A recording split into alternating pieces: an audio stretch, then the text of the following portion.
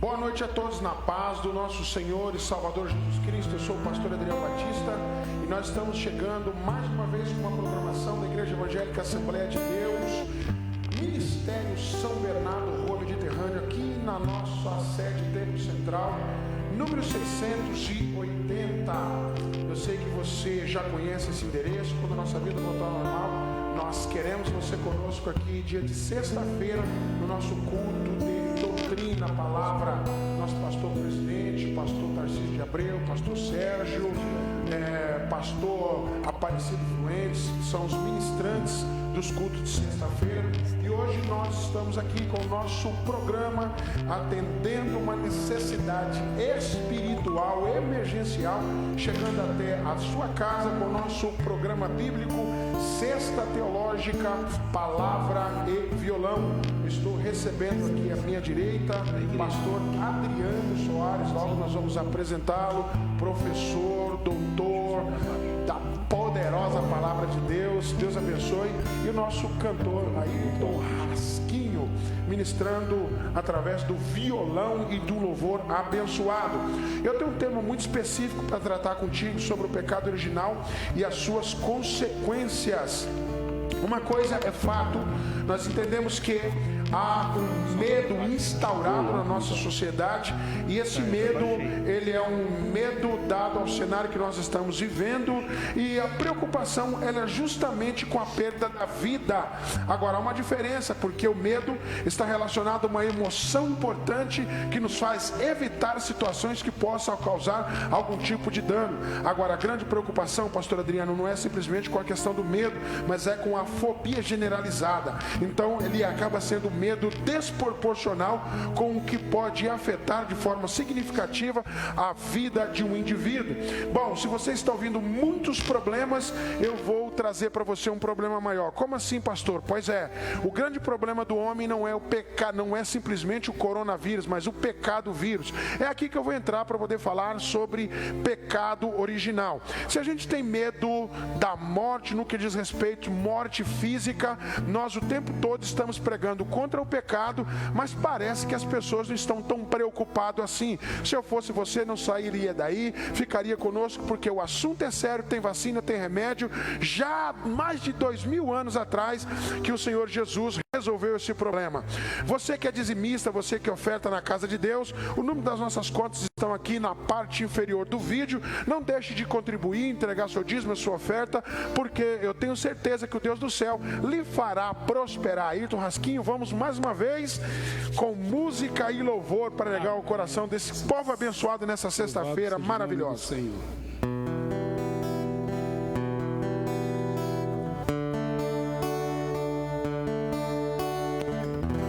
Senhor, que os teus olhos possam encontrar em mim um fiel, e que teus ouvidos atentos ouçam eu cantar só coisas do céu.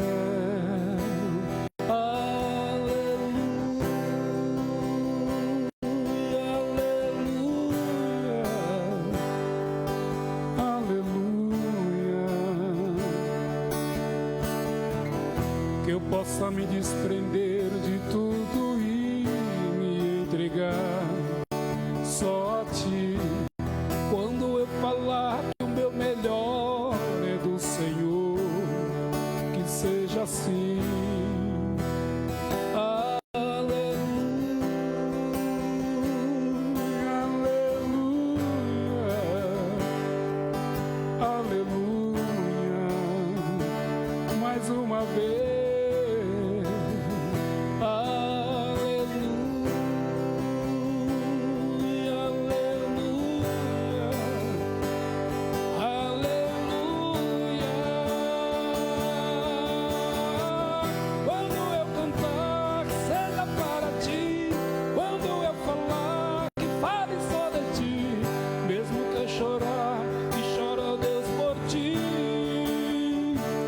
Quando eu adorar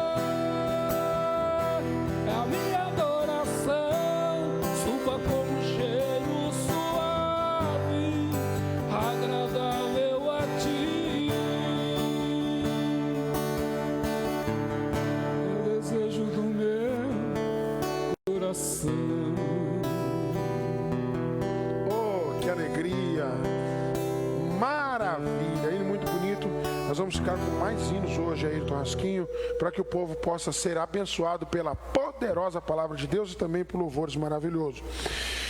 Como bem, nós convidamos hoje o pastor Adriano Soares. Pastor, ele é formado em teologia pelo Instituto Teológico das Assembleias de Deus, o ITAD, e também pelo Instituto Presbiteriano Mackenzie. É mestrando em teologia, professor de também teologia, liderança e também autor. Estou aqui em minhas mãos com um dos seus livros, prefaciado pelo pastor José Wellington Bezerra da Costa. Ele é assembleiano aqui na nossa co-irmã Ministério do Belém, professor também lá na instituição teológica. E esse livro, pastor Adriano, Teologia da Graça, fala um pouco pra gente e depois vamos comentar rapidamente sobre esse outro título, Depressão à Luz da Bíblia e a Ciência. Muito bem, Adriel, é um prazer estar contigo, meu irmão, meu amigo, uma honra poder participar de um trabalho tão seleto e tão glorioso como este. Ouvintes que estão conosco, a paz do Senhor Jesus, que o eterno Deus dê a todos nós uma noite extremamente agradável na presença do Senhor. Bom, esse é o primeiro livro que nós lançamos. Ele é uma defesa que nós estamos fazendo acerca da graça de Deus, numa perspectiva teológica, analisando à luz do Antigo Testamento, do Novo Testamento e também da história da igreja. A tese defendida, nós vamos demonstrar que a graça de Deus precisa ser o conteúdo, a base da nossa ortodoxia, isto é, a nossa doutrina, aquilo que nós defendemos como a nossa confissão, para que isso possa desembocar em uma praxis relevante à altura do reino de Deus, isto é, à altura das exigências de Deus, que a nossa prática cristã, que o nosso comportamento cristão, que a nossa vivência cristã possa ser resultado da nossa compreensão da graça de Deus. Assim sendo, nós nos utilizaremos de vários teólogos que falaram acerca do tema, dentre eles Agostinho, Calvino, Armínio e tantos outros homens de Deus. Eu tenho certeza que é uma obra que edificará muitas vidas, como já tem edificado até então. Deus abençoe os nossos irmãos. Pois bem, vamos dando sequência. Então eu quero orar contigo, orar pelo nosso Brasil, pela nossa sociedade, lermos um texto e iniciarmos dentro do tema proposto. Pai bendito, Deus de toda graça, dê-nos o privilégio de sermos alcançados pela Tua poderosa, inerrante palavra. Dê-nos uma noite, Senhor, abençoada, para que possamos, Senhor Jesus, entender, compreender e falarmos da Tua poderosa palavra, que te pedimos em nome de Jesus. Amém. Bom, você que está em casa, eu queria que você abrisse a sua Bíblia comigo, Efésios, capítulo de número 2, versículo 1 ao versículo de número 3. Efésios, capítulo de número 2, versículo de número 1 ao versículo de número 3. Olha só que riqueza incomparável. Nós vamos falar sobre a questão do pecado, o homem de natureza caída e a restauração. Quando nós falamos da história teológica no que diz respeito à soteriologia, o plano da salvação, nós falamos de queda, nós falamos criação, queda, redenção e consumação. É claro que nós não vamos abordar todos esses pontos de maneira detalhada, mas na verdade toda a estrutura do pensamento para poder falarmos de pecado e fecharmos em graça, que é o título do seu livro, com certeza a gente precisa dar esses 4 pontos extremamente importantes. Olha só que riqueza. E vos vivificou, estando vós mortos, consequência, em ofensas e pecado, em que noutro tempo andaste, segundo o curso deste mundo, segundo o príncipe da potestade do ar e do espírito que agora opera nos filhos da desobediência, que entre os quais todos nós, coletividade, sem exceção, também antes andávamos, já era o cenário de outrora, mas não é mais, nos desejos da nossa carne, fazendo a vontade da carne, dos pensamentos, e éramos por natureza filhos da ira, como os outros também. Bom, há vários pontos, pastor Adriano, para poder falarmos sobre a situação do homem de natureza caída, no seu estado de pecaminosidade, mas de maneira bem breve, introdutória, para falarmos sobre os filhos da graça e os cílios da ira, eu tenho 2 pontos bem rápido para poder abrirmos o nosso painel teológico. Quando nós falamos sobre os cílios da ira, não é uma ação divina de Deus esmagando a humanidade, mas uma simples retirada da graça que protege o homem. Então, quando o homem peca, ele no seu estado de pecaminosidade, o homem agora, pela brutalidade da queda, está separado, porque pecar é errar o alvo, e o homem agora, tendo um relacionamento para os dispensacionalistas, na dispensação da graça, o homem vive num relacionamento perfeito, adorando, estando com Deus, falando com Deus, vivendo com Deus. Lá tem a vida de Deus, conhecimento de Deus, ciência de Deus, um ambiente perfeito de adoração. Agora, quando o homem peca, é o mesmo que afrontar a santidade de Deus, e a santidade de Deus sendo afrontada, o que vai prevalecer para contrapor a santidade afrontada é a justiça, cobrando o estado de pecaminosidade do homem. Aí a Bíblia diz que a alma que pecar não é, talvez esta certamente morrerá. E quando se fala de morte nesse sentido, que o ser humano tem medo, e muito medo, e no cenário mundial, pavor de tudo que estamos vivendo, o pior medo da morte não é a morte física, mas o dano da segunda morte. O pastor Adriano vai comentar sobre isso. Mas voltando para poder falar da ira, é o homem agora nesse sentido estando separado de Deus, separado da vida, separado da comunhão, separado do Criador. Qual o problema da ignorância? O homem deveria administrar as coisas criadas, ele troca as coisas criadas no lugar do Criador, e logo ele troca também a mentira pela verdade, e tem medo. Medo do que? Sendo que o homem não tinha medo. Medo do próprio estado de pecaminosidade. Quando Adão diz, ouvi a sua voz e temi. Peraí, Adão sempre ouviu a voz de Deus e nunca teve medo. Por que agora tem medo? Porque Adão, ele erra, peca, e agora há todo esse cenário que a gente vai comentar sobre a questão de pecado original. Bom, o curso deste mundo. Como então tratar sobre a questão do curso deste mundo? Para falarmos lá de pecado original em Adão, e tratarmos sobre essa tendência de natureza pecaminosa, o curso deste mundo, então, é um acúmulo de todos os nossos pulsos e violações caídas, ou seja, o homem de natureza caída, que formam a massa e o volume daquilo que nós chamamos de humanidade, ou o homem de natureza caída. Pastor Adriano, nessa breve introdução, eu vou começar porque o ponto importante para poder falarmos do primeiro Adão, segundo Adão, de Cristo e também do pecado, da graça. Olha só que ponto interessante, Romanos 5:12.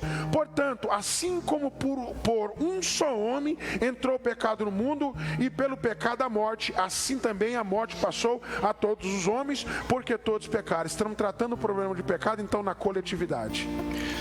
Muito bem, antes de nós corroborarmos, quero agradecer ao pastor Tarciso de Abreu, presidente da Assembleia de Deus aqui em São Bernardo do Campo, vice-presidente, pastor Sérgio Bernardes e toda a diretoria. Muito obrigado pela oportunidade. Quero mandar também um alô para minha esposa, irmã Raquel, e os meus filhos que estão assistindo. Olha, a questão que você está aventando, pastor Adriel, é extremamente importante, porque nós vivemos numa conjuntura, em um contexto, em que perdeu-se a noção de pecado. E isso tem a ver justamente com a cultura da sociedade. A cultura da sociedade tem levado as pessoas a desconsiderarem o conceito de pecado. E quando se desconsidera o conceito de pecado, ele não deixa de existir. E suas consequências também não. Pecado continua sendo pecado e ele terá as suas consequências. Nós precisamos então, dentro da questão aventada, nos perguntar, afinal de contas, o que é pecado? O que a teologia tem a nos responder à luz das Escrituras Sagradas? Quando nós falamos de pecado em teologia, nós estudamos à luz da matéria chamada martiologia, que é a doutrina acerca do pecado.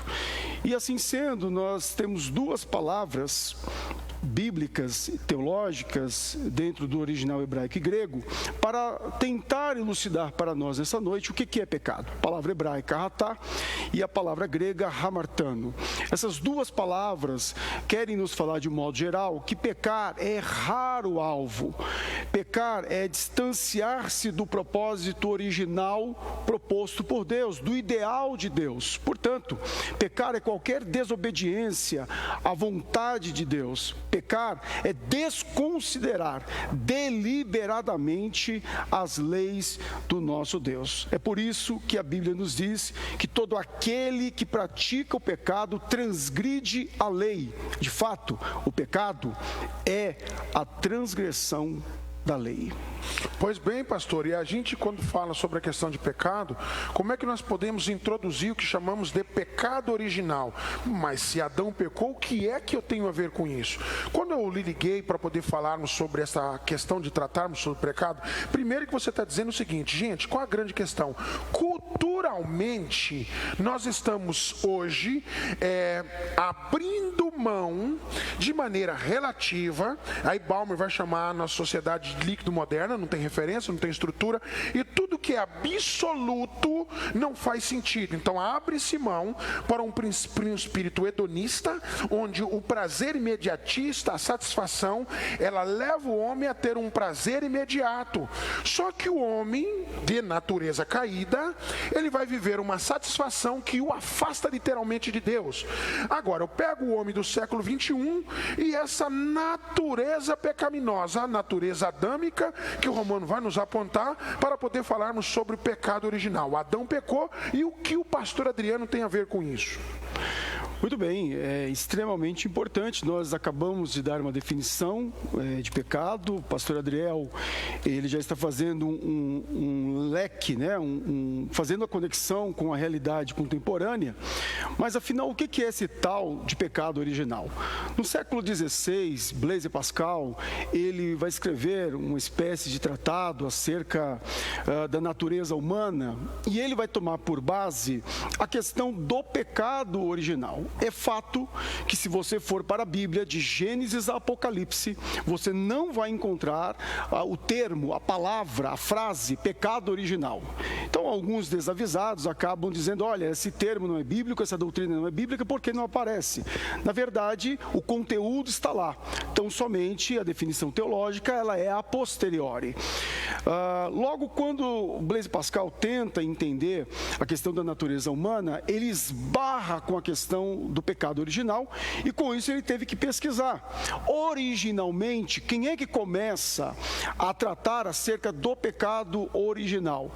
É o bispo Irineu de Lyon, entre 130 e 202. Só que quem vai, de fato, sistematizar a doutrina, o conceito, o entendimento acerca do pecado original, será Agostinho de Hipona, um dos pais da igreja, no IV século, quando ele começa a se debruçar sobre essas questões, principalmente ele que vem de uma doutrina maligna anterior à sua conversão, chamada maniqueísmo.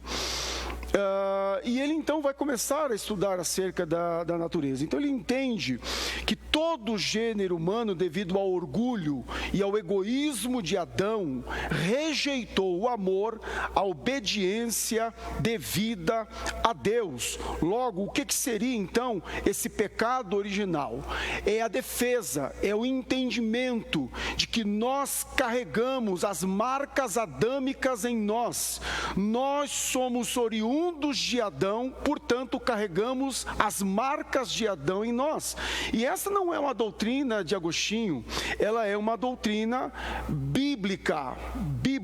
Se não, vejamos, se você puder aí observar, Romanos capítulo 5, versículos 12 a 21, eu não vou ler porque o texto é extenso, mas a ideia, Paulo vai falar sobre Adão pecando e todos nós também pecando. Então, Adão peca, toda a humanidade peca.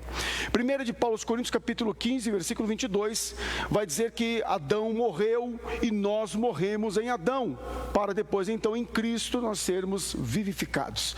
Salmo 51 dá-nos a ideia da ancestralidade do pecado, ou seja, ele vai dizer que nós nascemos em pecado, fomos concebidos em pecado. Então, o que esses homens de Deus estão defendendo? Que o pecado de Adão também é o nosso pecado. Eles estão dizendo para nós que, de alguma maneira misteriosa, já estávamos presentes no gene dos primeiros primeiros pais, já estávamos presentes em Eva. Portanto, quando Adão e Eva, eles caem, nós também estamos caindo. Isso, em tese, é o pecado original. Pastor Adriano, interessante que a gente vai começar a abordar alguns pontos interessantes, dois deles que eu quero tratar agora, a princípios, como as consequências então do pecado original, que estão relacionados à morte e à separação. Então vamos entender uma coisa: a morte pela morte em si, ela não, como eu posso explicar, ela não tem, se o homem morresse e acabasse, era uma coisa. Agora, o que eu quero mostrar é entre morte e separação, para poder falarmos sobre os aspectos sucessórios do dano da morte. O dano da morte, quando a pessoa morre, é para viver eternamente separado de Deus. Então a gente abre, primeiro para poder falarmos sobre morte e depois dos danos sucessórios pós-morte, que é a separação eterna. Então um dos primeiros problemas que todo ser humano tem medo, que é a questão da morte, o primeiro dano que eu quero tratar como consequência do pecado é morte. Ok. Por favor. Ok. Bom, excelente questão. Quando nós observamos o texto bíblico, o texto lá de Gênesis, o Senhor foi muito claro para Adão, o Senhor foi muito claro para Eva. O Senhor deu para eles o paraíso. A palavra original acerca da criação fala de perfeição, fala de saúde. Portanto, Adão vivia num estado de inocência e de perfeição. E quando Deus cria os céus e terra e dá a Adão o paraíso, o propósito de Deus era que a humanidade se eternizasse naquela situação, naquele contexto de inocência. Todavia, o Senhor deixou uma lei, uma normativa. O Senhor disse para Adão e Eva: vocês podem comer de todas as árvores do jardim, exceto da árvore do conhecimento do bem e do mal, porque o dia em que vocês comerem da árvore do conhecimento do bem e do mal, vocês morrerão. O Senhor deixou muito claro, então, que a consequência do pecado é a morte. E como bem já foi aventado, essa morte, a princípio, é a morte espiritual. Perceba que Adão e Eva foram expulsos do paraíso após a queda. Todavia, mortos espiritualmente, já não tinham o acesso a Deus, já não tinham a presença do Senhor todo o cair de tarde para lhes ensinar acerca das grandezas e das belezas do universo, acerca da fauna, da flora. O homem está expulso, morto espiritualmente como consequência do pecado. Com isso, há muitas outras consequências. Quando nós falamos da morte, há também a morte física. Nós entendemos que Adão e Eva e os seus descendentes, se não pecassem, não morreriam fisicamente. Nós entendemos também que por conta do pecado, você tem então a morte espiritual, a morte física e a pior de todas, que é quando o homem permanece na sua rebelião, é quando o homem não reconhece que precisa de Deus, é quando o homem permanece em fuga de Deus. Ele inevitavelmente, se morrer nessa situação e nessa condição, ele vai experimentar o que a Bíblia chama de morte eterna. Um outro ponto para poder concluirmos, falarmos de morte eterna, separação, eu tenho uma grande preocupação para nós falarmos de pecado original e o contexto do século 21.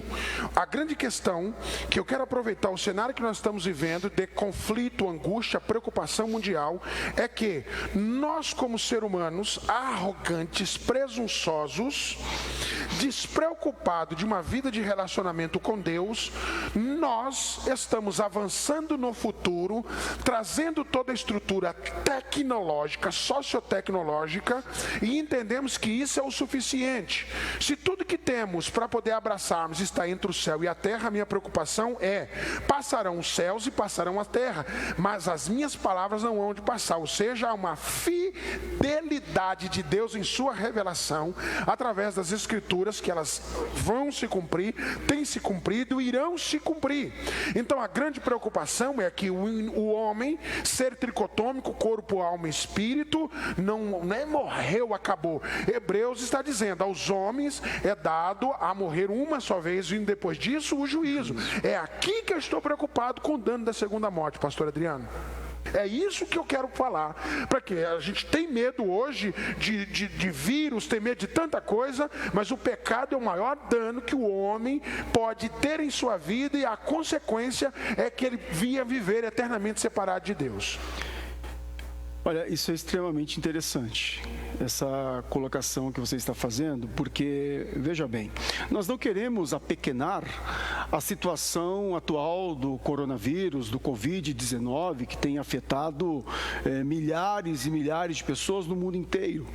Mas se nós fizermos um retrospecto, a influenza, segundo alguns estudiosos, ela é 30 vezes mais letal do que o próprio coronavírus. Se nós fizermos retrospectos anteriores, nós vamos perceber que houveram pestes, como por exemplo a espanhola, que matou aí cerca de 100 milhões de pessoas em todo o mundo. É um número absurdo, mas como o Adriel estava colocando, nós temos um problema muito mais grave e que muitas vezes a humanidade é pequena. Muitas vezes os doutores, os filósofos, os sociólogos, aqueles que vivem nas alturas da academia, não relevam que é a questão do pecado. O vírus do pecado não vai levar alguns milhares de pessoas à morte eterna, não vai levar alguns milhões de pessoas à morte eterna, mas levará bilhões de pessoas à morte eterna. Eu nunca vou me esquecer de uma obra que impactou a minha vida. Eu li cerca de umas 30 vezes Heróis da Fé, uma obra de Orlando Boyer. Eu ainda, quando tinha 18 anos de idade, li este livro e fui tremendamente impactado. E há um trecho do livro quando narra-se que um certo homem de Deus estava orando e ele dizia: não consigo dormir sem ouvir o soluço de milhões e bilhões que estão descendo ao inferno por causa do pecado. Portanto, meus irmãos, nós precisamos levar pecado a sério, porque o pecado, ele traz a separação eterna de Deus. E enquanto a separação eterna de Deus não chega, nós temos vários outros males no decorrer da vida. Ou seja, a pessoa, ela não vive uma vida adequada nessa terra, porque o pecado traz limitações.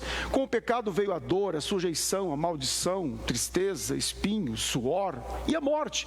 Então é isso que o pastor Adriel está tentando elucidar conosco aqui nesta noite.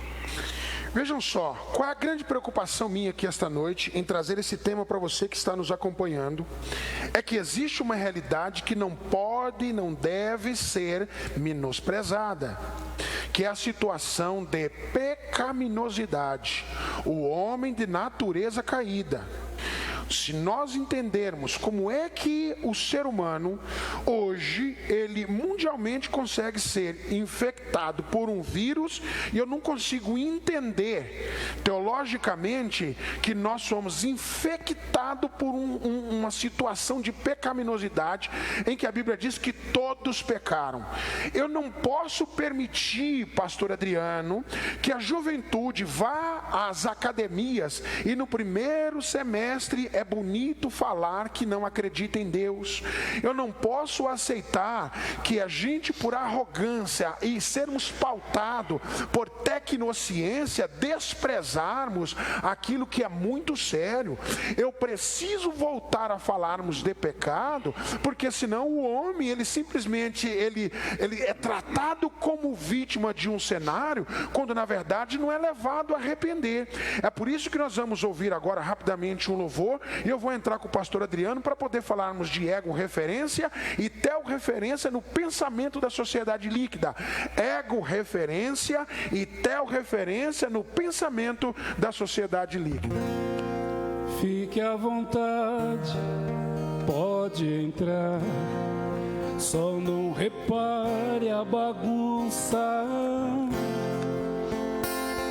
Sei que não está do jeito que queres, mas te dou liberdade para arrumar. Aleluia. Arrume do jeito que gostar. Faça também a limpeza. No meu coração quer ser teu altar.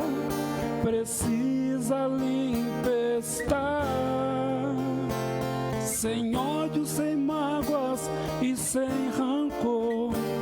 Preciso ter nele o amor, e assim eu possa te oferecer o meu sincero louvor. E assim eu possa te oferecer o meu sincero louvor. Pastor Adriana, a grande questão hoje é que nós avançamos em ciência, nós avançamos em estrutura tecnológica. O homem, sim, ele trata de inteligência artificial. É invejável o que a sociedade eles têm avançado, nós temos nos avançado em termos de ciência. Agora, a grande retomada dessa noite do pensamento teológico é, com tudo que nós estamos vivendo, pela arrogância instaurada no que você falou no início, sobre essa questão cultural, existe um pensamento da questão da cultura, e o pecado, no que diz respeito ao pensamento absoluto, ele é acultural. Se a cultura ela está minada pelo pecado, eu vou condenar biblicamente, profeticamente, ministerialmente, como ministro de Deus, o cenário da cultura pecaminosa. Mas isso é a cultura. Se a cultura ela está sendo utilizada para que o homem possa viver de maneira pecaminosa e separada, eu posso ser considerado uma pessoa sem cultura, mas eu vou condenar o pecado. Então está intrínseco dentro do contexto da sociedade a arte de arrogância, a arte de amar e viver no pecado. Há um ponto interessante, que o homem separado desse pensamento, ele está relacionado ao quê? O homem ele é justificado quando reconhece do seu estado outrora de pecado que ele vivia. Ou seja, ele reconhece os seus pecados. É aí que entra o problema. Quando você fala que o homem não reconhece o seu estado de pecaminosidade, é o mesmo que o doente não aceitar a doença. Se ele não reconhece pecado, não tem como ele se arrepender, não tem como ser justificado. Eu sempre uso para poder falar que o homem, ele peca, é pecador, peca. A Bíblia diz que aquele que fala que não tem pecado, ele está pecando porque está mentindo. Mas o pecador que se arrepende, ele é justificado. E quando Deus olha para ele e enxerga literalmente a pessoa de Cristo nele, como é que um santo, como é que a pessoa é pecador e pode ser santo? É porque eu sou santo através de um ato de um justo, que é a pessoa de Cristo. Justificação, santificação. Então, se ele perdoou os meus pecados outrora cometidos, eu estou livre da condenação do pecado, porque fui perdoado lá atrás. Ou seja, quem acessa o passado para ter ação é o próprio Deus, porque ele é atemporal. O homem está dentro do tempo, limitado na ação só no presente. O passado é história, o futuro é para planejamento. O tempo presente, o dia que se chama hoje, é agora. Só que Deus acessa o passado e apaga os seus pecados outrora cometidos, ele é perdoado. E no tempo presente ele te dá a capacidade, a competência de ser pecador como é, mas não ter o prazer na prática do pecado e nem amar o pecado. Então você é justificado, você é santificado, você tem a santificação progressiva, não vou entrar nesse detalhe, e você tem o que nós chamamos de glorificação, onde nós seremos salvos da presença do pecado. Não tem dor, não tem choro, não tem tristeza, não tem angústia, não tem preto, não tem branco, não tem amarelo, não não tem vírus, não tem pandemia, não tem nada. Na glorificação é quando nós estaremos em um estado perfeito de adoração. O que Adão perde no Éden, nós conquistamos em Cristo para uma viva esperança de adorarmos fora da presença do pecado. Mas a grande questão de tudo isso é, esta ego-referência faz com que o homem perde o benefício da graça. A ego-referência trata um cenário onde o maior problema nosso não é simplesmente o pecado, mas a recusa do perdão do pecado. Fato é uma questão bem interessante, aventada. A questão da ego-referência, não há tempo hábil para isso, mas faz nos perguntar sobre a origem do pecado. Onde se originou o pecado? Faz nos perguntar sobre a origem do mal. Mal e pecado são a mesma coisa? Não são a mesma coisa, mas não há tempo hábil. Mas nos remete a nos lembrarmos do arqui-inimigo de nossa alma, e teologicamente compreendemos que o introdutor do pecado na realidade da criação é um ente chamado Satanás, um ente que era anjo de luz e torna-se adversário, inimigo de Deus, inimigo das nossas almas, e foi o inaugurador do pecado, por assim dizer. Dessa forma, de acordo com o que nós entendemos das Escrituras, o que leva Satanás a cair, o que leva Satanás a perder a sua luz, a perder a sua posição como anjo de luz que outrora fora, de acordo com o entendimento bíblico teológico, precisamos compreender que foi o orgulho. O orgulho de ser quem era, e o orgulho de desejar aquilo que não era seu de direito, o trono do próprio Deus. Interessante que quando nós fazemos uma leitura de Filipenses capítulo de número 2, a partir do versículo de número 5, Paulo diz: haja em vós o mesmo sentimento que também houve em Cristo Jesus. E aí a pergunta é: que sentimento é este, Paulo? E aí Paulo continua a responder. A partir do versículo 6, ele começa a apresentar a Jesus como modelo de humildade, a Jesus como modelo a ser seguido. Observemos que Paulo diz que, subsistindo na forma de Deus, não teve por usurpação ser igual a Deus.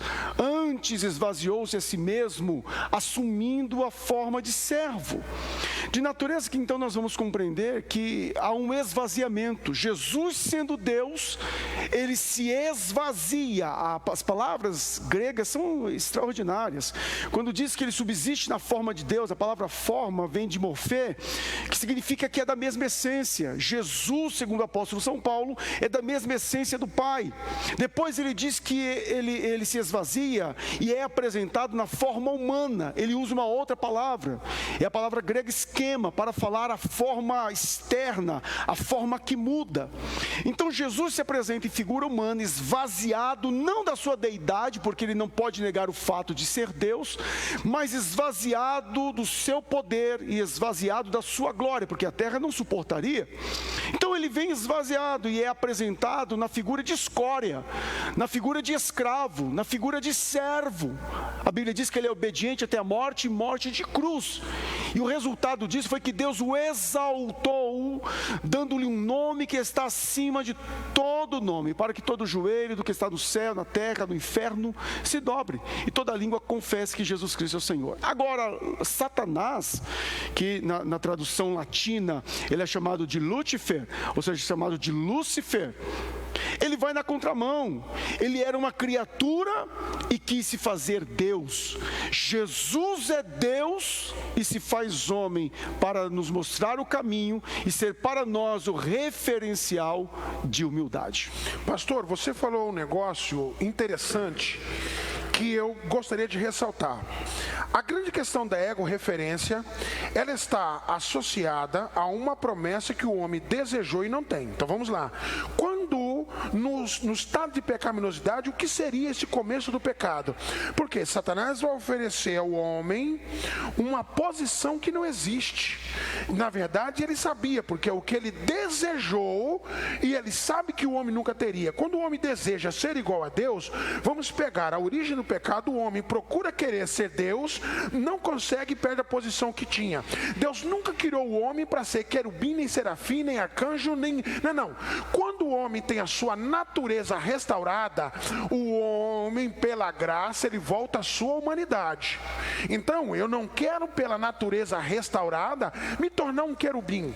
No mínimo, eu vou ser um ser humano dentro de uma estrutura pela qual Deus nos criou. E aí, quando nós falamos sobre essa questão de que o homem vai querer uma posição que ele nunca tem, o homem do século 21, ele acha que vai tomar a posição de Deus, e pela arrogância, ele olha para si e acha que é autossuficiente.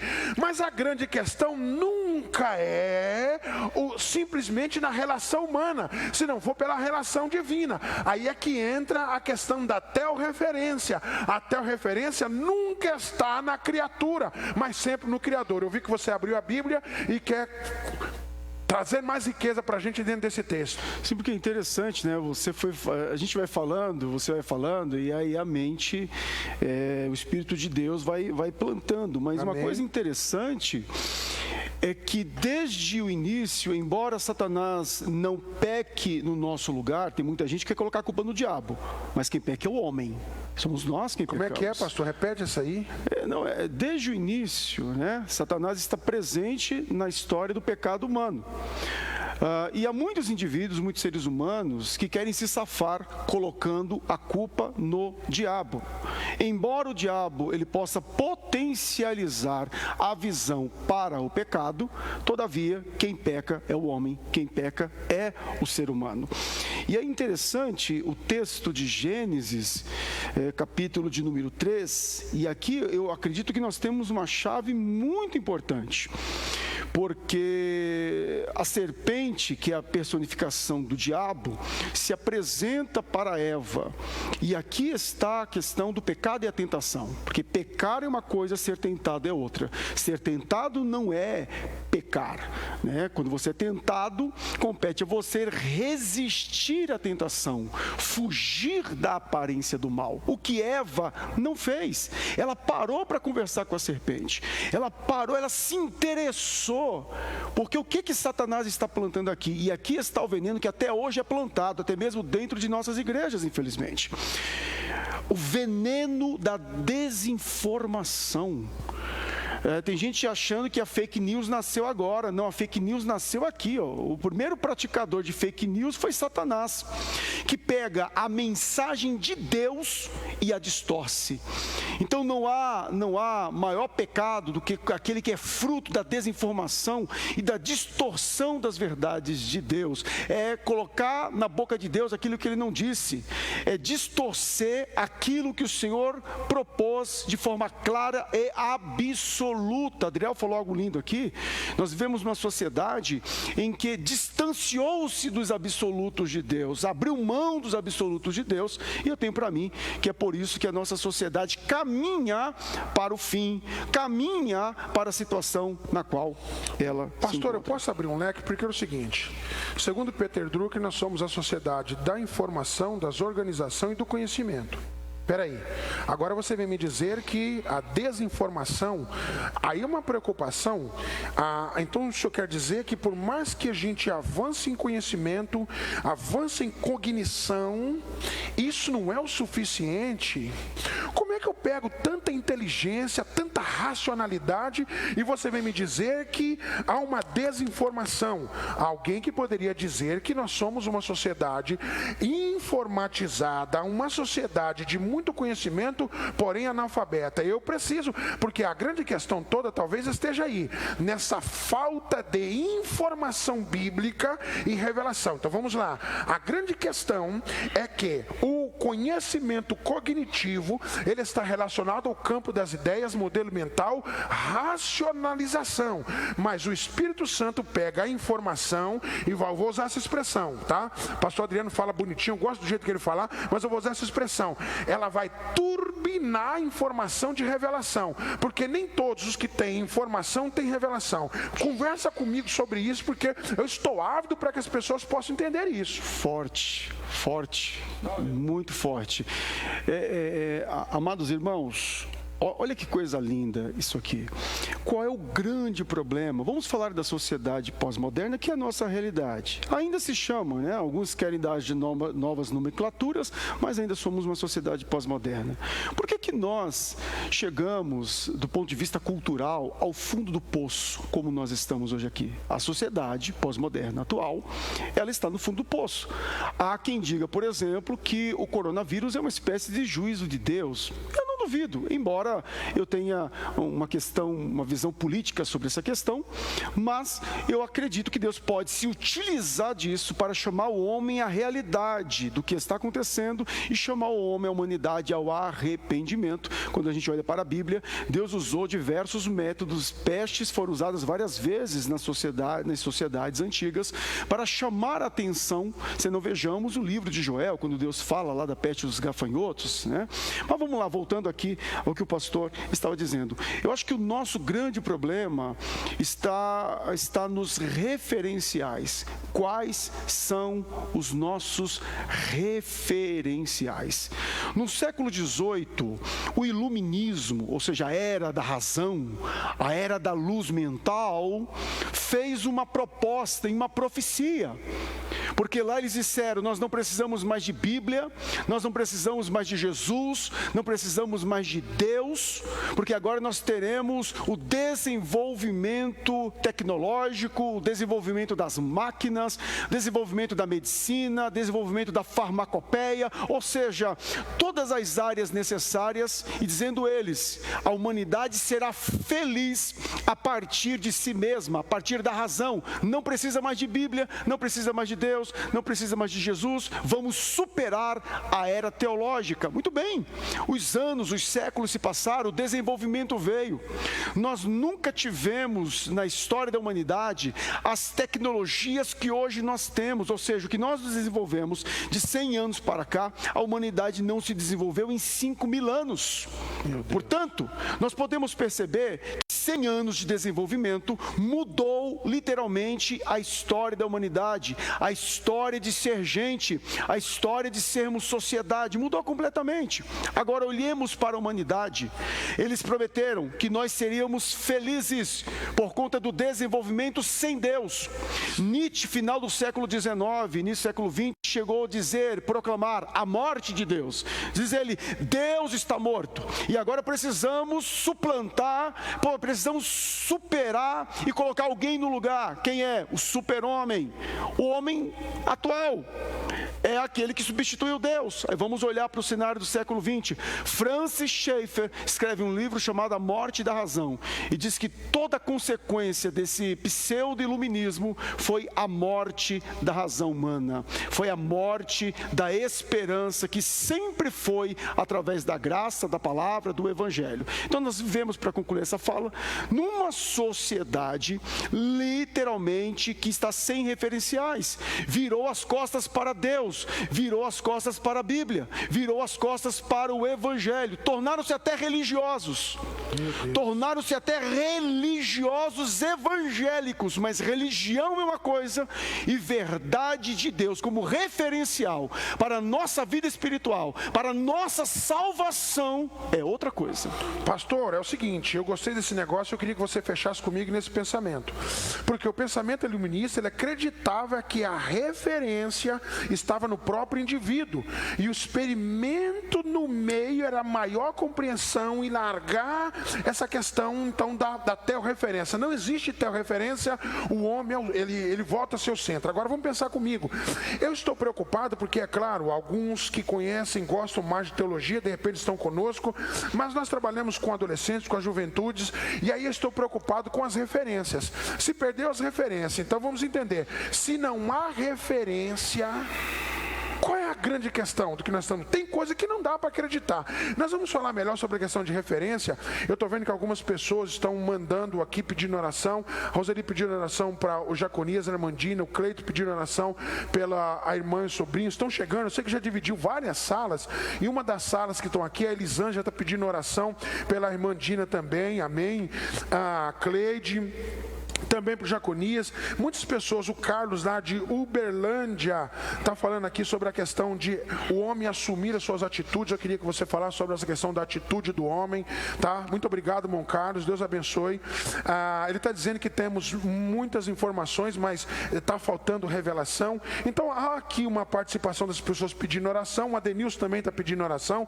Nós vamos orar no final, gostaria que vocês deixassem os seus pedidos, e os irmãos que estão aqui acompanhando a gente nas salas, eles vão anotar e nós vamos orar sim no final, porque é oração, porque tem que ter oração, a gente precisa orar, tem que buscar, tá certo? Zé Gonçalves está lá no fundo, aí sai Zé Gonçalves, meu amigo, eu quero mais um louvor contigo, e nós vamos voltar sobre esse negócio de referência. Perdeu referência, perdeu tudo, na verdade virou uma bagunça. Tem que nascer da água, tem que nascer de Deus, tem que nascer do Espírito Santo para ser um filho de Deus. Tem que nascer da água, tem que nascer de Deus, tem que nascer do Espírito Santo para ser um filho de Deus. O mundo tem o que esquecer, a velha vida abandonar. Tenho que olhar para Cristo, orar também, vigiar. Tenho que obedecer em tudo, tenho que crer na palavra, ser fiel a Jesus até o fim da estrada. Aleluia.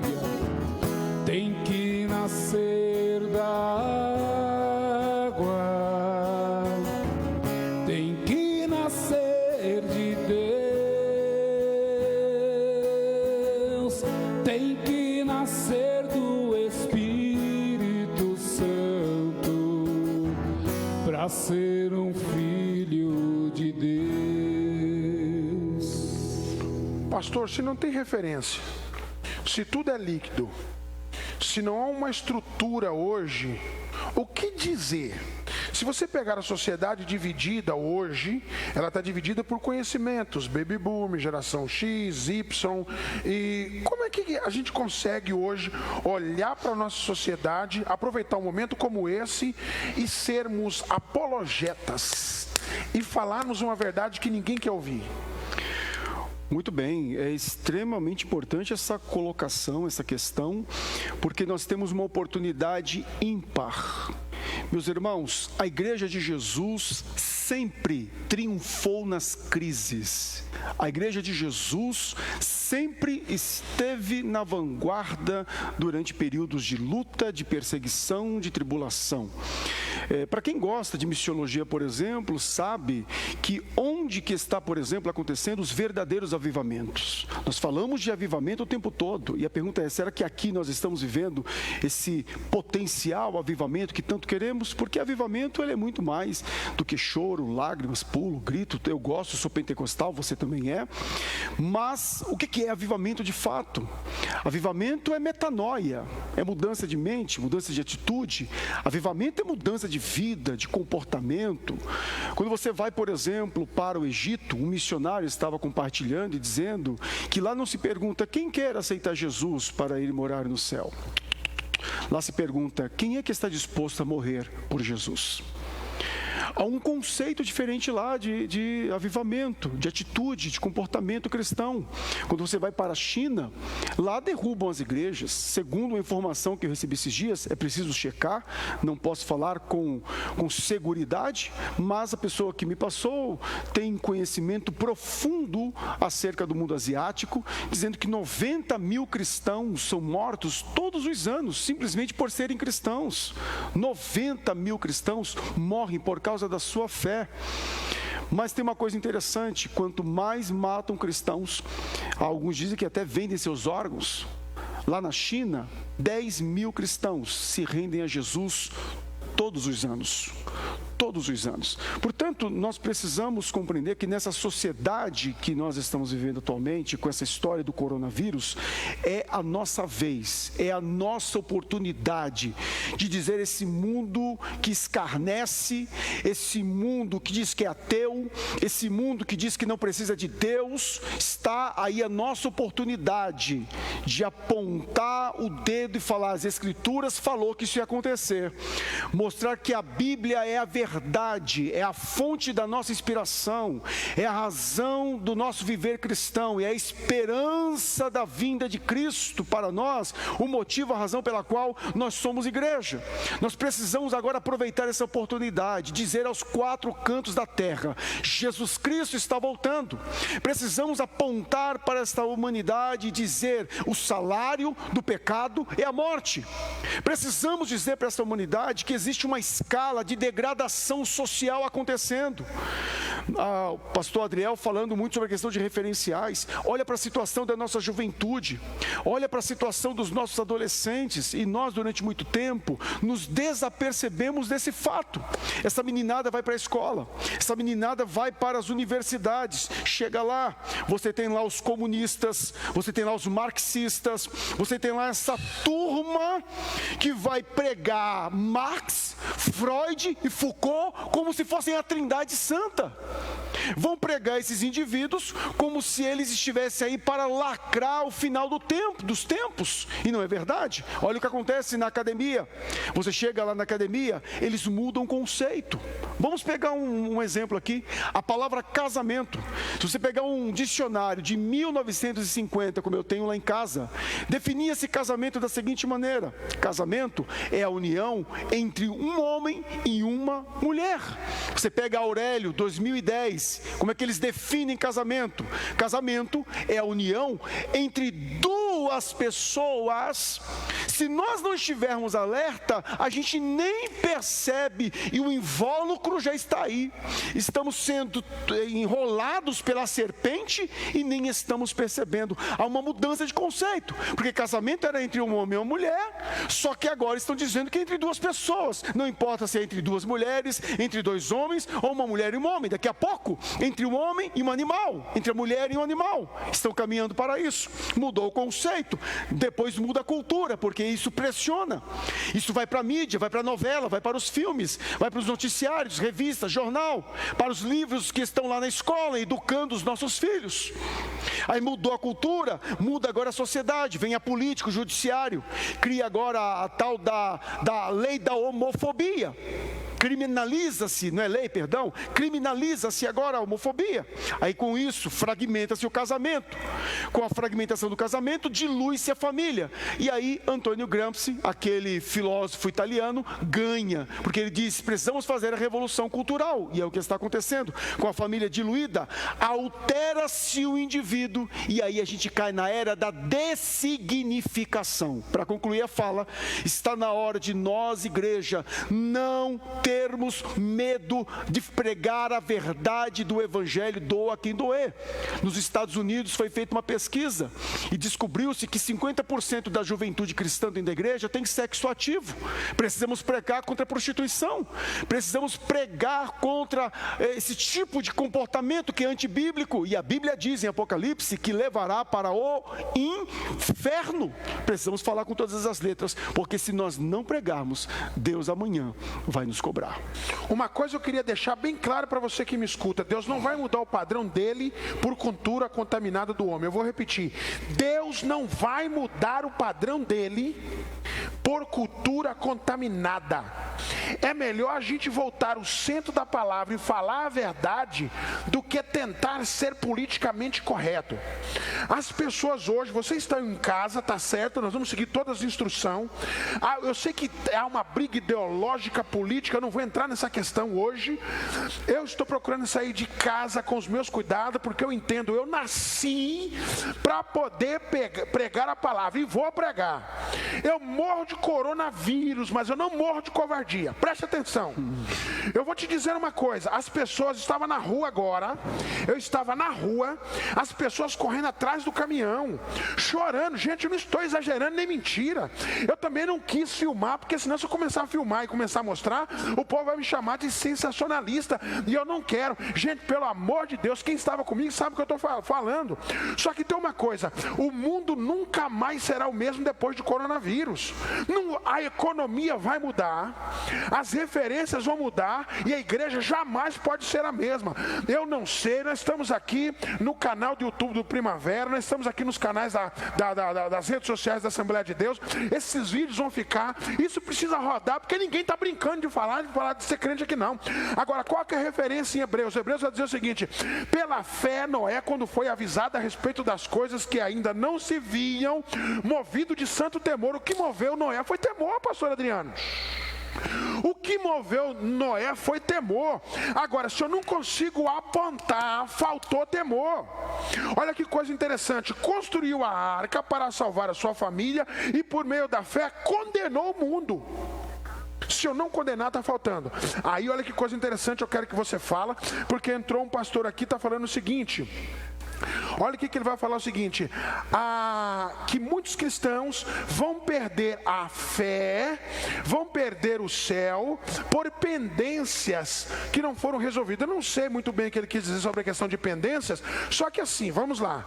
Eu disse no começo que o problema do homem não está relacionado simplesmente ao pecado, porque o que Deus fez é suficiente, o que Deus fez não deixou dívida. Portanto, o problema chamado pecado está resolvido.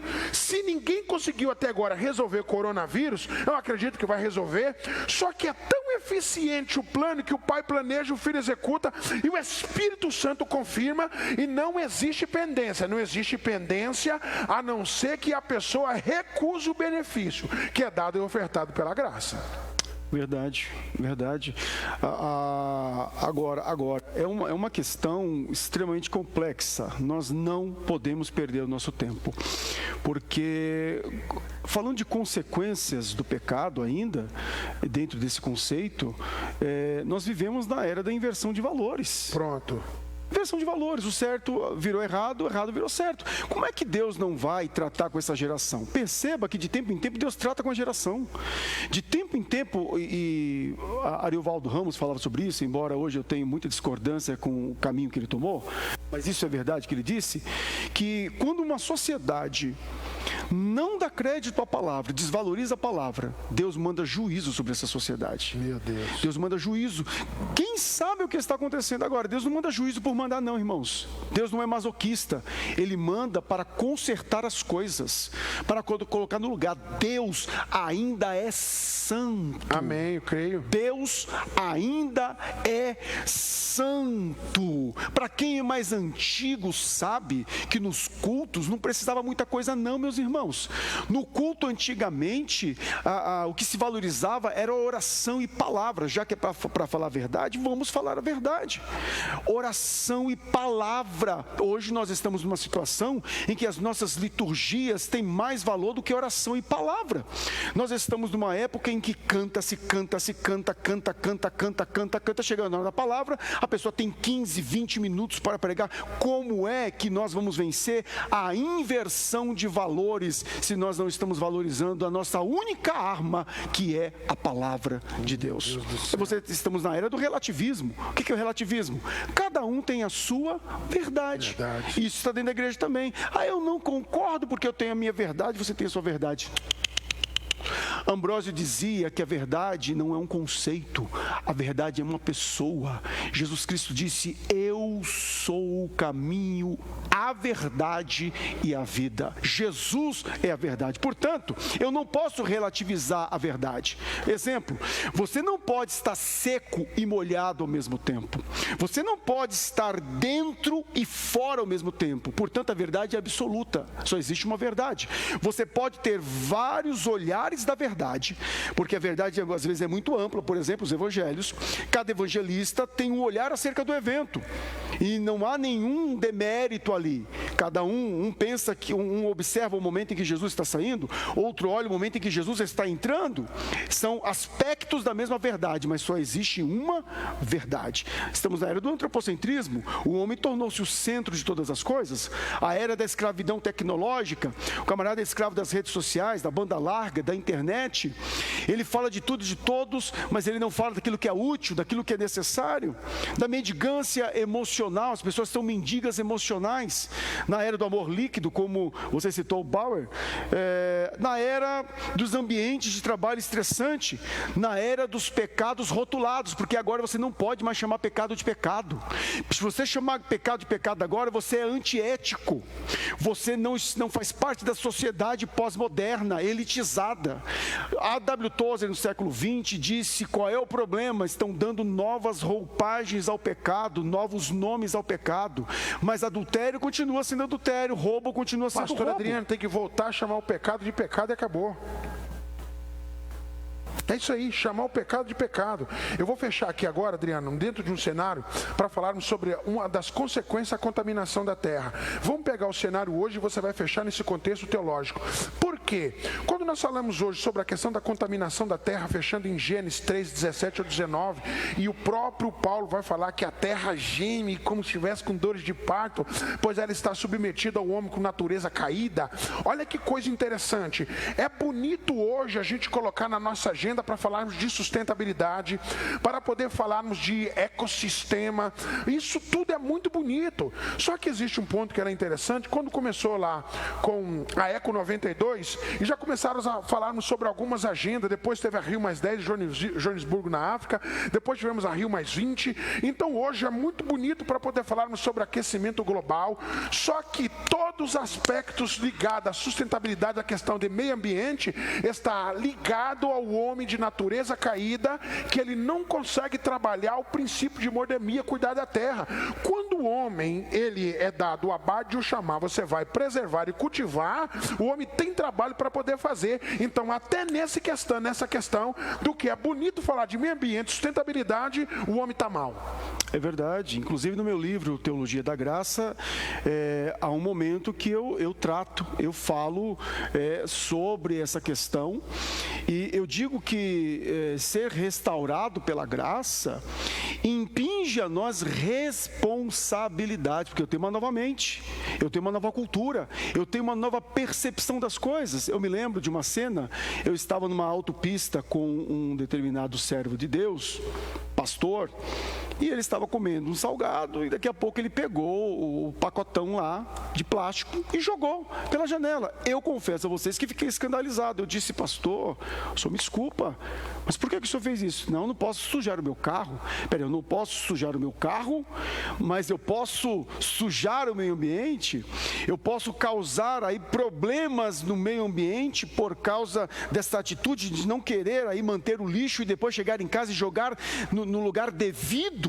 Então eu trato sobre essas questões aqui e dizer que ter uma praxis, ou seja, uma prática correta como cristão, tem a ver com uma nova consciência que a graça me dá. Então a graça faz-me perceber que a natureza também é um dos exércitos de Deus, faz parte da criação, e eu preciso respeitá-la, usá-la com sustentabilidade e com respeito, porque isso também é uma verdadeira espiritualidade. Eu preguei num grande congresso, ao qual eu não quero dar o nome, mas congresso para mais de 30 mil pessoas, e eu confesso que eu fiquei mais uma vez estarrecido com a cena. O povo pulou, sapateou e rodou tal, e bênção, fogo puro, fogo mesmo. Mas quando terminou o trabalho e eu olhei para a nave da igreja, irmãos, diante do eterno, eu pensei que eu estava num lixão. Todo tipo de lixo, PET, garrafa, plástico, sujeira, imundície, jogada dentro do lugar que até então era palco da glória de Deus e da manifestação do poder. Que poder é esse? Que não me habilita a estender a minha mão e recolher o meu próprio lixo e levar para o lugar devido. Portanto, ser cheio do Espírito Santo, viver sob a graça de Deus, é também ter uma ótica de que a natureza também é um exército de Deus e deve ser respeitado. Olha só, se nós pegarmos, isso eu coloco também para poder falarmos, fecharmos sobre a questão de sofrimento. É claro, não vou entrar na questão de sofrimento, o assunto é muito denso, nós não vamos esgotar, mas uma coisa que eu quero mostrar aqui é justamente o crescimento dos evangélicos no Brasil. Entenda uma coisa, gente, tem pessoas que estão sofrendo algum tipo de cenário espiritual, emocional, e como é que eu consigo ter um remédio que curou a minha enfermidade? Eu vejo a pessoa sofrendo da mesma doença e não consigo apontar a receita que curou a minha dor. Segundo o IBGE, diz que em 2022 nós alcançaremos a marca de 50% da nação. Agora, o que o povo quantitativamente que cresce no Brasil vai influenciar qualitativamente, ou seja, a qualidade de vida. Então, um grito, dá vontade de gritar aqui, pastor, para poder conclamar o seguinte: gente, tem que ter relevância para que a gente possa crescer. No meu livro que eu escrevi, Os Guerreiros Se Preparam, eu começo a conclamar justamente para poder falar sobre o cenário político dos evangélicos no Brasil, porque a gente tem que fazer referência de maneira lúcida. Se 100% da população de São Bernardo se tornar cristã, como é que nós como cristãos vamos governar? Ou seja, então há muita coisa para poder falarmos sobre a questão de pecado, é muito abrangente. A gente precisa entrar num cenário onde a gente consiga ser relevante, consiga fazer a diferença e influenciar. Como é que eu posso pregar um céu e viver no inferno? Quando eu digo no inferno, num sentido para poder mostrar que a gente não consegue tratar, não consegue mudar, não consegue... Que evangelho é esse? Que Deus é esse que a gente prega? Nós sofremos, temos dor, temos dificuldades, só que existe algumas coisas que não dá para aceitar, pastor, não dá. É verdade, eu concordo. Se eu não puder emprestar esse outro livro aqui, o senhor falou da questão do sofrimento e da dor. Esse é um outro livro que nós lançamos, onde nós falamos sobre depressão à luz da Bíblia e da ciência. E eu coloco aqui vários dados. Eu estive agora em Guiana Francesa, é um departamento da França, e mandar um alô para o pastor Álvaro, pastor presidente ali daquele departamento que nos convidou. E nós, pastor Adriel, rodamos Guiana Francesa falando sobre depressão à luz da Bíblia e da ciência. Olha, é de arrepiar o que acontece naquele país e também no norte do Brasil. Dos pais que me procuraram no final da palestra, 80% eu posso dizer para vocês que ou estavam com depressão, ou tinham alguém com depressão em casa, ou alguém havia se suicidado, ou haviam tentado suicídio. É algo muito grave. Para vocês terem uma noção, 800 mil pessoas se suicidam por ano. A cada 40 segundos uma pessoa tira a vida. 350 milhões de pessoas sofrem com o mal chamado depressão. Então, são dados que são alarmantes e mostram-nos que a humanidade está sofrendo. E aí o Senhor pergunta: de que se queixa o homem? Se queixa dos seus próprios pecados. É verdade que eu não estou afirmando que toda depressão é oriunda do pecado. Não, existe depressão pós-parto, por exemplo, que é oriunda de complicações relacionadas ao parto, relacionadas à questão da gestação. Mas, na grande maioria dos casos, tem a ver com o fato de que nós não percebemos, não conseguimos entender a dimensão da graça de Deus. E como é que eu percebo a dimensão da graça de Deus? Antes eu preciso compreender a extensão do pecado. Qual é a extensão do pecado? é radical, é total. Como é que nós somos pecadores? Nós somos totalmente pecadores. Nós somos depravados no sentido paulino. Nós caímos e pecamos e destituídos da glória de Deus fomos. Então, quando a gente compreende que a nossa extensão do pecado é total, isso faz, e segundo Paulo, isso me empurra para a graça.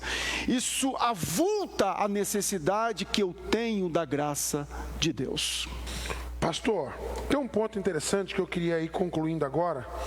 Se pegarmos a história, nós vamos ver 7 de março de 1922, às 16h30, às margens do rio Ipiranga, aqui em São Paulo, D. Pedro, ele vai dizer independência ou morte. Ou seja, ou liberdade ou morte. Eu quero usar o contexto da história para poder falarmos nesse sentido. Não tem como. Ou nós abraçamos o pecado para a morte, ou vamos viver, aceitar a justificativa, a justificação para poder vivermos a vida. Aí eu quero começar a falar contigo de graça para a gente começar a fechar. Bom, se por um homem entrou o pecado, Adão, por Cristo entrou a graça. Agora, como é que eu tenho um benefício tão fundamental, tão importante? Porque não dá para poder falar de pecado sem apresentar o antídoto, sem apresentar o remédio, a receita. Existe um benefício. Se eu disse no começo que nós vimos falar sobre o pecado, que o pecado deve ser a maior preocupação, mas também existe uma solução, eu quero fechar falando de graça. Amém, amém. Nada melhor do que fechar com a graça. A graça, do grego charis, significa o favor que nós não merecemos. É o favor de Deus para nós. Olha que interessante, graça tem a ver com o favor, aquilo que nós não merecemos. E misericórdia tem a ver com aquilo que merecemos. O que é que nós merecemos? Nós merecemos castigo eterno, morte eterna, destruição eterna. Mas Deus, por intermédio da sua misericórdia, nos livrou desse caminho, por intermédio da obra redentora de Jesus.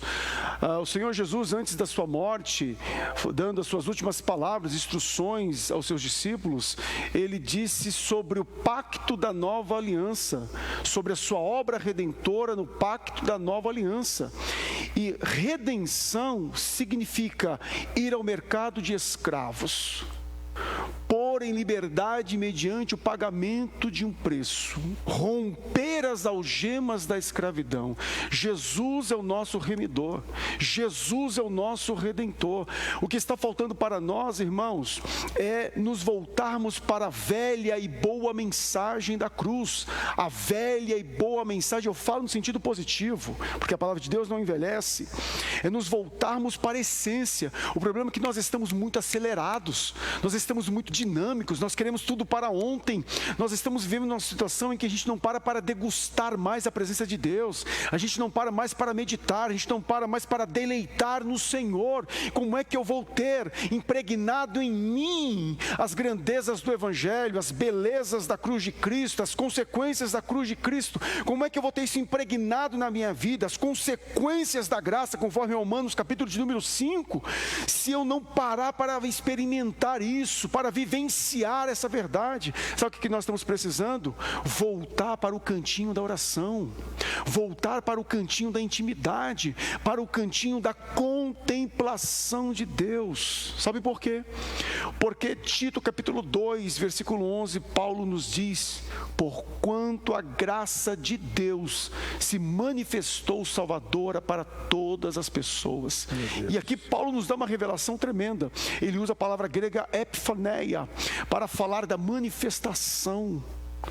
Paulo então está querendo nos dizer e nos revelar uma verdade profunda, que a graça de Deus não é apenas um conceito bíblico, um conceito teológico. A graça de Deus não é apenas saudação paulina. A graça de Deus não é apenas bênçãos que Deus tenha para derramar. A graça de Deus não é apenas o tronco teológico das Escrituras, mas Paulo está revelando que a graça de Deus é a própria manifestação de Jesus Cristo, nosso Senhor. perceba que você não tem nos evangelhos uma doutrina da graça. Você basicamente não vê a palavra graça como doutrina aparecendo lá. Aí alguém diz que tem coisa errada. Não, é porque a própria graça está manifestada nos evangelhos. Amém, glória a Deus. Jesus é a graça Aleluia. encarnada. Jesus é a graça palmilhante. E eu quero lhe dizer em nome de Jesus Cristo, Ele morreu, mas Amém. Ele não está preso na sepultura. Se você for à Ásia Menor, Aleluia. se você for no lugar da sepultura, lá está escrito em vários idiomas, dizendo: Ele não está aqui, Amém. porque ressuscitou. Você não serve a Baal, você não serve a Deus de pau, de pedra, você não serve a Buda, você não serve a nenhum Deus pagão, você serve a Jesus Cristo, Amém. nosso Senhor, e Ele está à destra de Deus Pai. E João vai nos revelar e vai nos dizer: filhinhos, não pequeis, mas se pecar, lembra que você tem um advogado, um paracleto, e o nome dele é Jesus Cristo de Nazaré. A graça está aberta para você, a porta da graça está aberta para você. O que é interessante entender é uma coisa, que a justiça, ela tira o que você merecia, morte, e a graça oferece o que você não tinha direito, vida. Eu vou repetir: a justiça tira o que você merecia, que era morte, mas a graça oferta. Agora, o Espírito Santo nos é dado para conhecer o que nos foi dado gratuitamente. Aí entra a questão da ignorância do que você falou, porque se o indivíduo não a conhece, ele tem por direito, mas não tem propriedade. Por que não tem propriedade? É como eu disse em um outro estudo lá no João Ramalho, dizendo o seguinte: imagine a graça como uma poupança infinitamente rica, e a pessoa não consegue acessar porque não tem um cartão da fé, esqueceu a senha. Forte. Não tem como, ele não acessa, tem, mas não acessa. Não dá, o camarada chegar pela razão, não acessa. Pela filosofia, não acessa. Não acessa. Se não for, e a estrutura absoluta do que o pastor Adriano disse está ligada ao artigo definido. O caminho. Pronto, acabou. É aqui, e aí eu vou fechar para a gente orar, para a gente encerrar. Olha aqui que coisa interessante, você vai orar, pastor. Olha que coisa interessante, 1 Coríntios 15 e 22. Porque assim como em Adão todos morreram, assim também todos seremos vivificados em Cristo. Meu irmão, seja um cristão relevante. Deixa Deus mudar esse cenário, chegou a hora de nós entrarmos para um contexto onde a igreja vá fazer a diferença. Não é conto de fada, não é mentira. O evangelho que você prega, você vai começar a viver na prática.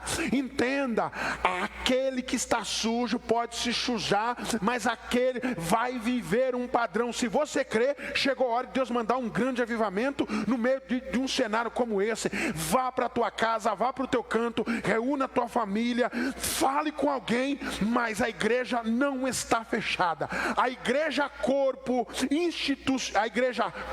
orgânico, ela continua viva, ativa, mas a igreja institucional, prédio, está fechada. São poucas pessoas que estão aqui, mas a igreja não para. Preste atenção, nós vamos fechar com um rápido louvor e nós vamos encerrar com oração com o pastor Adriano. Curou-me, aleluia, curou-me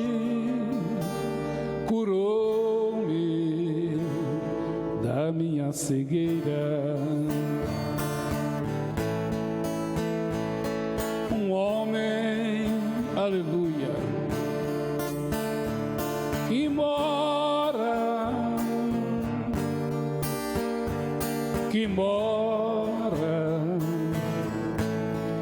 acima das estrelas. Ele mora acima das estrelas. Ele é Jesus, o Rei da Glória. Sim, Ele mora, aleluia, acima das estrelas. Ele é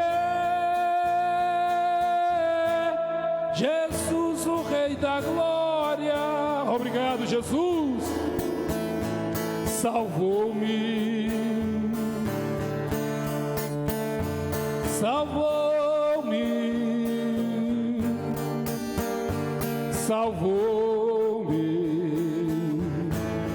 por seu imenso amor. Quem fez isso? Um homem que mora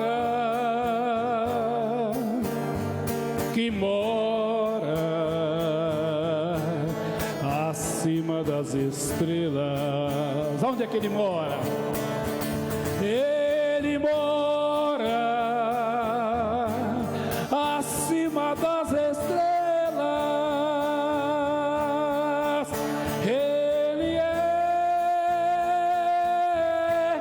Jesus, o Rei da glória. Sim, ele mora acima das estrelas. Ele é Jesus, o Rei da glória.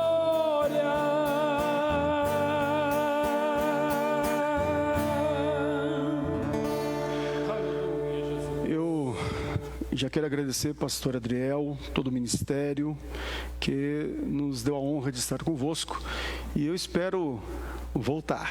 Amém. Amém. Mas ainda nós vamos orar, e eu quero apenas citar 1 de João, capítulo 5, versículo 18. Isso aqui é extremamente importante para nós, que somos cristãos, que nascemos de novo. João diz: aquele que é nascido de Deus não vive em pecado. Que isso seja para nós uma verdade que norteie a nossa busca pelo divino, porque a salvação, conforme Ruth Paxson, ela é tripartida. Ela resolveu o nosso passado, ela está resolvendo o nosso presente e resolverá o nosso futuro. Ela tem a ver com a justificação, ela tem a ver com santificação e tem a ver com glorificação. Amém. No presente momento, nós estamos vivendo sob a égide do Espírito de Deus, que nos foi enviado à terra para ser o nosso tutor, aquele que está adornando a igreja, a noiva do Cordeiro. É Ele que nos regenera, é Ele que nos insere em Cristo e faz com que nasçamos do alto e do Pai. Portanto, nós precisamos compreender que a vida daquele que nasceu de novo não é que ele não peca, mas ele não vive no pecado. Ele tem nojo do pecado, ele tem ojeriza ao pecado, e ele tem a consciência guiada pelo Espírito de Deus, pois é Ele que planta em nós, conforme Paulo, a tristeza de Deus, para nos arrependermos dos nossos pecados. 4 pilares para nós não pecarmos contra Deus: ouvi-lo, obedecê-lo, guardar a sua palavra e não se desviar dela. Ouvi-lo, obedecê-lo, guardar a sua palavra e não se desviar dela. Amém. Por favor, pastor, pode orar. Amém. Eu convido você agora para orar. Embora nós estejamos num trabalho teológico, eu sou pentecostal. E eu acredito que nesse momento de oração o Senhor pode visitar a sua vida, renovar as suas forças, renovar a sua alegria, a sua esperança. Eu creio que o Espírito de Deus pode te batizar, Jesus pode te batizar com o seu Espírito, e até as suas enfermidades podem ser curadas. Um certo indivíduo chegou dizendo aí: cadê as igrejas que creem em cura agora com essa questão do coronavírus? Nós cremos do mesmo jeito. Se Deus está provando o mundo com essa questão de coronavírus, a gente continua crendo do mesmo jeito que nosso Deus cura, e até de coronavírus. Amém? Deus, em nome de Jesus, amém, juntamente com os teus filhos, com os teus servos, pastor Adriel, nós nos voltamos para o Senhor, para o trono da graça, porque é de Ti que vem a resposta, é de Ti que vem a misericórdia, é de Ti que vem o nosso socorro. E nesse momento, Senhor, nós nos humilhamos debaixo da Sua potente mão e reconhecemos, Senhor, que somos por natureza humana totalmente depravados por causa do pecado de Adão. Nós carregamos Adão em nossas veias, mas louvamos o Teu nome por Jesus Cristo, nosso Senhor, que derramou o Seu sangue carmesim, para nos purificar do pecado e para ressignificar a nossa vida e nos dar um novo status espiritual na sua presença. Nesse momento nós oramos, Senhor, por aqueles que nos acompanham, todas as casas, famílias que estão conosco neste momento, Senhor. Oramos por aqueles que fizeram pedido específico, Roseli que pediu para orar por Jaconias, por Dina, Clay que pediu para orar pelas sobrinhas. Nós pedimos que o Senhor visite nesta hora, Senhor. Eu não sei a situação, a necessidade, mas o Senhor pode entrar nesse momento com renovo, com restauração, com purificação, com santificação. O Senhor pode curar, o Senhor pode libertar, o Senhor pode batizar com o seu Espírito e encher com a sua glória. É o que nós pedimos nesse momento. Encha os teus filhos com a sua glória, com a restauração, com a cura, em nome de Jesus Cristo de Nazaré. E se você crer, receba nesta hora, em nome de Jesus. Amém. Toda honra, toda glória seja dada ao nosso Deus. Estamos chegando mais ao final de uma sexta-feira bíblica. Eu gostaria muito de não estar com vocês sexta-feira que vem nesse formato, porque eu gostaria que nós todos estivéssemos juntos na igreja. Mas se não estivermos, querendo Deus, estaremos em mais uma sexta teológica. Domingo tem escola dominical às 9 horas, vamos passar por estes canais também. Culto à noite, nós estaremos juntos aqui, eu, o pastor Alessandro, estaremos juntos aqui, ministrando a poderosa palavra de Deus. Eu gostaria que você organizasse o seu dia para poder parar e cultuar o Senhor. Senão a gente consegue entrar em uma rotina infrutífera na nossa casa e não cultuamos, não lemos e não fazemos nada que nos edifique. Quero louvar a Deus pela minha família que está me assistindo em casa, nossa base técnica que está nos apoiando, os nossos irmãos que estão nos ajudando no canal ADMSBC, Ministério São Bernardo Primavera, nosso querido amigo Ayrton Rasquinhos pelos louvor. Nós vamos fechar com ele aqui a nossa live.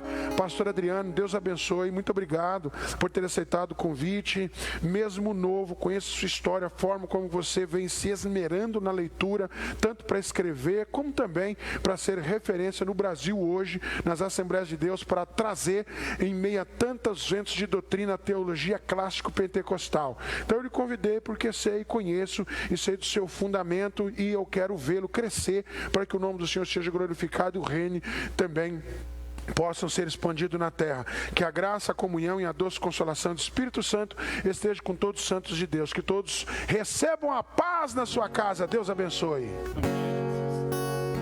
Passa por aqui, bom samaritano, vem enxugar as lágrimas de quem está chorando. Passa por aqui, bom samaritano, cura as feridas de quem está clamando.